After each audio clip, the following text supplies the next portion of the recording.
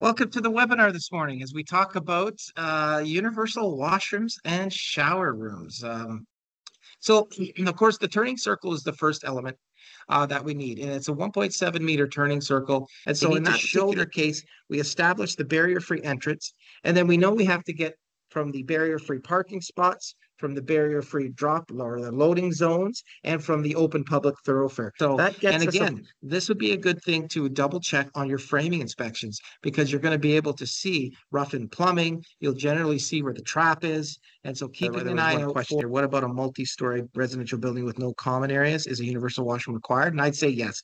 I'd say universal washroom, if it's multi-story, no common areas, then each of those suites need to have accessible these not only do we need to provide a barrier-free sink, but we need to provide space in order for them to be able to use that.